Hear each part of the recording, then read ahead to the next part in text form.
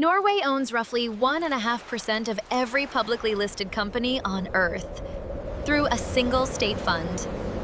A country of 5.5 million people, Sweden, its neighbor, its closest relative by language and history, has nothing remotely close to that. Two countries that outsiders lump together as basically the same place are actually different enough that Nordic people themselves argue about the differences constantly. Today, 7 real differences between Norway and Sweden. Stay until number 5 because it's a word both countries use every single day, and it means two completely different things depending on which side of the border you're standing on. Let's begin. Norway and Sweden share a language family, a coastline, and centuries of tangled history.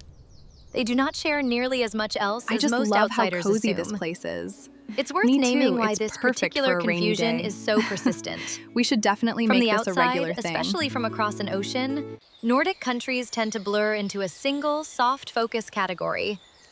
Blonde, cold, calm. Some vague blend of minimalism and social I just feel welfare. so much more grounded when I'm Up here. close, that blur dissolves fast. It's all about finding that simple Norway and peace, Sweden isn't have it? different economies, Exactly, just different like this book relationships says. to their own recent history, and different instincts about wealth, independence, and identity that go back further than most people realize. The similarities are real. So are the differences, and the differences tend to matter more the closer you actually look. Number 1. Oil wealth. Norway discovered oil in the North Sea in 1969.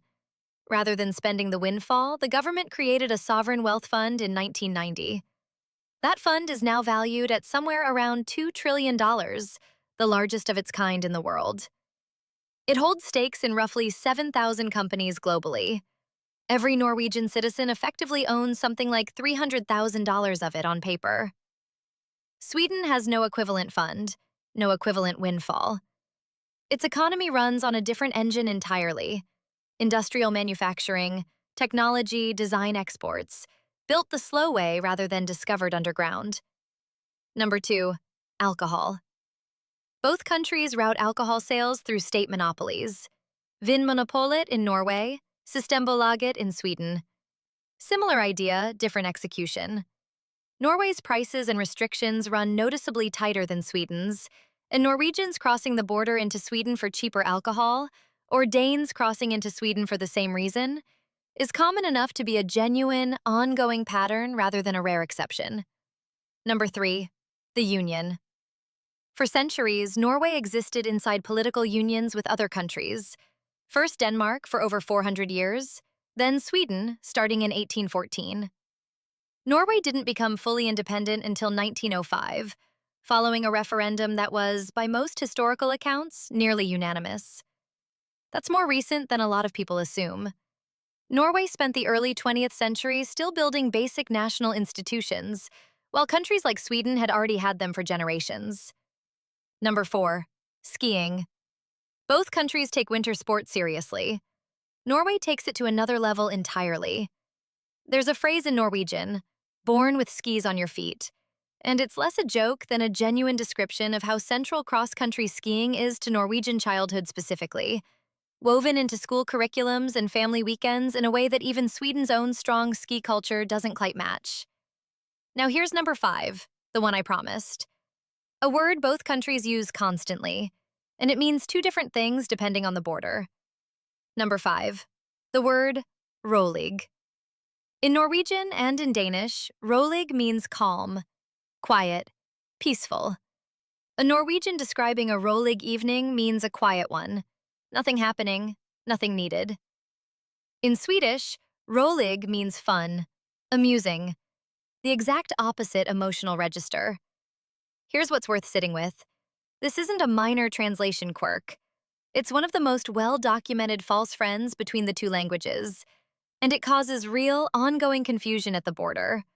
A Norwegian telling a Swede their weekend was rolig, meaning restful, and the Swede hearing that the weekend was a wild time.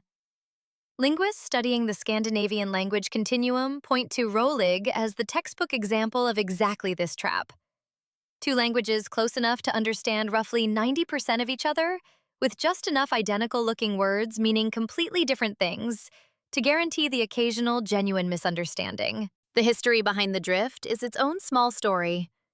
Rolig originally meant calm in Swedish too, appearing with that meaning as far back as the 1655 Swedish Bible translation. Over the following centuries, the word's connotation gradually warmed from calm and peaceful toward pleasant, and eventually toward outright fun, while Norwegian and Danish simply never made that same drift, freezing the word closer to its original Old Norse sense. Two branches of the same tree, growing in slightly different directions for 400 years, until the same 6 letters point at nearly opposite feelings depending on which side of a border you learned them. Number 6. Self-perception. Ask a Norwegian if they consider themselves Scandinavian, and most will say yes, comfortably. Ask if they consider themselves basically Swedish, and the answer tends to shift noticeably. The 1905 independence isn't ancient history in Norway the way it might feel from the outside. It's recent enough and was hard-won enough that a certain instinct toward distinct national identity, separate from Sweden specifically, runs deeper in Norwegian culture than casual outside observers usually assume. For roughly 2/3 of the Union years with Denmark before that, and then decades under Sweden, a significant share of Norway's national income was transferred elsewhere, decisions made by someone else, on someone else's behalf. That specific history, of being the junior partner in someone else's arrangement for centuries, tends to leave a longer cultural memory than 4 generations might suggest from the outside. Number 7. And this is the one that tends to surprise people most. National wealth distribution. Norway's oil fund produces one of the most equal wealth distributions in the world, and that wealth is unusually tied to collective ownership rather than concentrated private fortunes. Sweden, despite its strong social safety net, actually has more billionaires per capita than Norway does. A genuinely counterintuitive fact given how similar the two countries look from a distance. Norway's model spreads the wealth through a state fund everyone technically owns a piece of. Sweden spreads opportunity through policy while allowing private fortunes to concentrate more visibly at the top. Neither approach is simply better than the other. They're two different answers to the same underlying question. What does a fair distribution of national prosperity actually look like, arrived at through two very different economic histories? That's all 7. None of this makes one country better than the other. It makes them genuinely different places that happen to share a language family and a very long, complicated history. It's worth sitting with what this actually says about how outsiders tend to think about the Nordic region as a whole. This channel included lagom, hygge, friluftsliv, sisu, janteloven. Each concept genuinely belongs to a specific country, shaped by that country's specific history, even when a neighboring country recognizes and partly shares the sentiment. Sweden's lagom and Norway's own version of enough aren't identical twins. They're cousins, close enough to look alike from a distance, different enough that conflating them flattens something real. The same is true of Denmark, Finland, and Iceland, each with its own version of these ideas, shaped by its own specific path, not 5 interchangeable variations on one generic Nordic template. If you've ever mixed the two up or assumed Nordic countries are all essentially interchangeable, hopefully this changed that a little.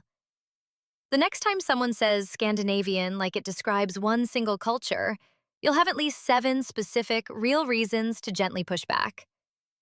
Which of these 7 surprised you most? Tell us in the comments. I'll see you in the next one.